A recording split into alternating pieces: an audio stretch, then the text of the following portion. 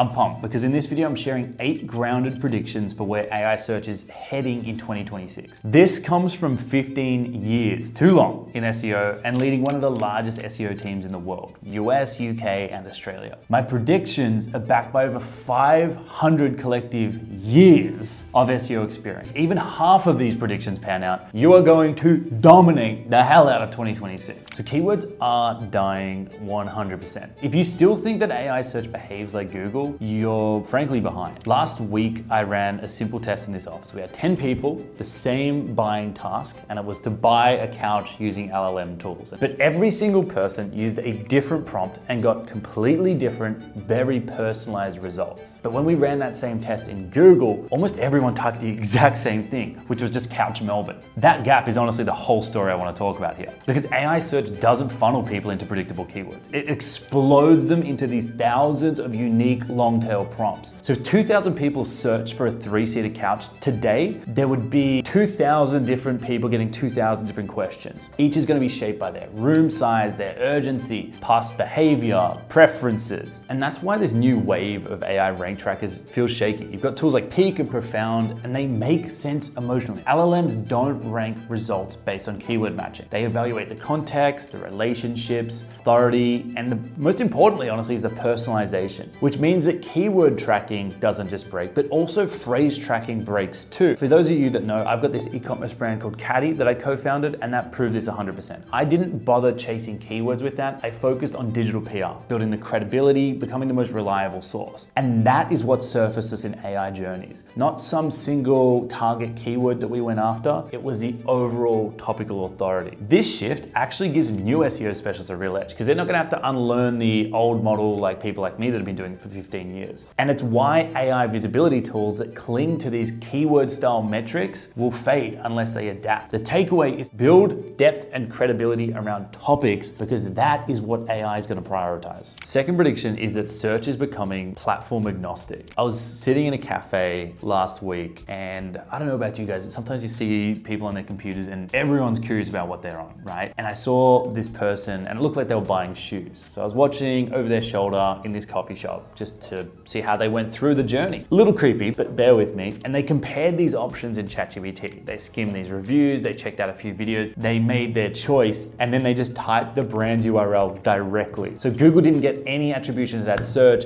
neither did AI, the brand did. What that's telling me, there's so much more consideration and search happening in AI than we're seeing translate to revenue because it's being misattributed. When Google recently started experimenting with adding social data in Search Console, it confirmed this 100%. Because search isn't about just your website anymore. The real shift now is what I'm calling the new consideration phase. That's what happens when you type a question into an LLM. That triggers what we call a fan out query. And to simplify this, what happens when you search is that ChatGPT or Google will perform a bunch of different, more traditional keyword searches in Google to try and understand your intent or provide better answers before then compiling those results back to you. Frankly, this makes Google stronger because previously it was more of a discovery tool, but now it's become a powerful engine for people comparing or researching options, which means in 2026, it stops being about ranking a page for SEO and starts becoming about showing up wherever people are looking when they're deciding. So your site, other people's sites, reviews, videos, whatever offsite signal that proves you're real, because if you leave gaps, someone else is gonna fill them. My third prediction is that Google's AI rollout is gonna follow revenue, not necessarily innovation. Google is not gonna scale AI answers until they know they can monetize them without cutting into their ads. That is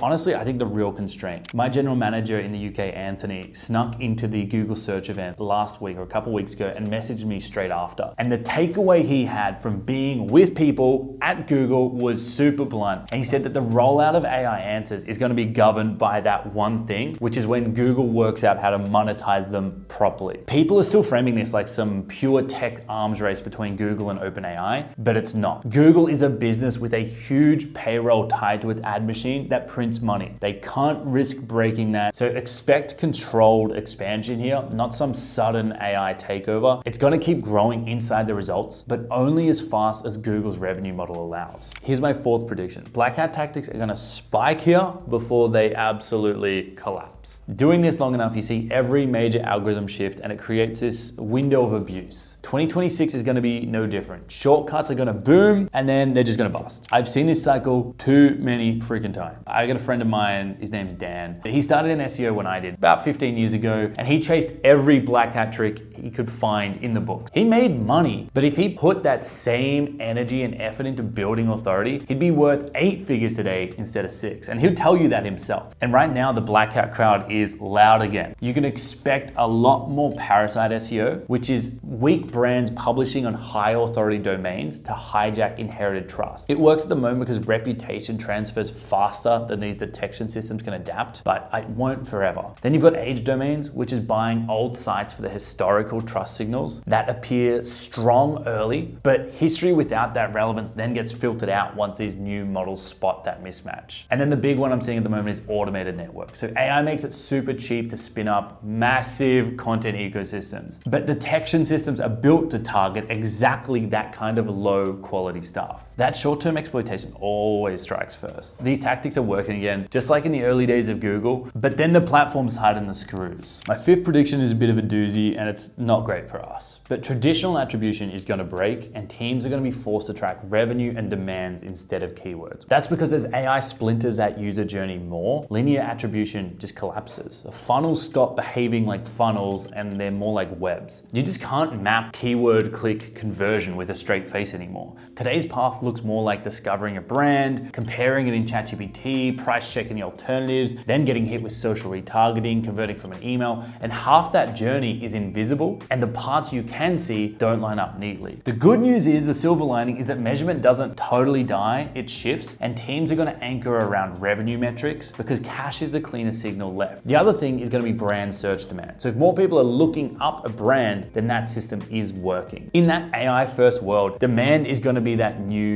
North Star. My 6th prediction is that as models evolve, the ranking is going to shift from links to authority signals. And models are getting better at reading and interpreting reputation. Not just URLs, but the signals that matter the most are around brand mentions, media references, reputation cues, and most importantly, entity recognition. This is where digital PR becomes a real engine. I briefly spoke about this before when I was talking about Caddy and the digital PR. We did a video on something called the RAIDS protocol, and the coverage we generated beat traditional outreach by like miles. It was faster, it was cheaper, it was a way better ROI. That traditional outreach style link building declines, and reputation-based placements become the new norm. What this means is that SEO moves closer to earned media and comms strategy. So the practical takeaway for you here is that public recognition is gonna outperform technical optimization. You have to get known. That's what models are rewarding, and that's what it's all about. Lucky number 7th prediction is that AI search visibility goes to who's known, not just who is published. I noticed this a lot with my own tests. So I'd have the same topic, the same structure, the same quality, but one piece would be published under my name and one piece was published anonymously. The version with my name won every single time. What this tells me is that AI signals are learning from public signals, not just on-page text. They're pulling from podcasts and video transcripts, your media coverage, your quoted sources, even things like public discussions across platforms to determine, is this person talking about this an expert? And those signals are reinforcing entities, they're reinforcing authority and familiarity. Brands and founders as well, who show up publicly, are getting baked deeper into those models. So that pushes podcasts, speaking, collaborations, and earned media out of the brand building bucket and into the core visibility infrastructure. By 2026, named people and brands are going to outperform faceless sites by default, which makes personal brand a huge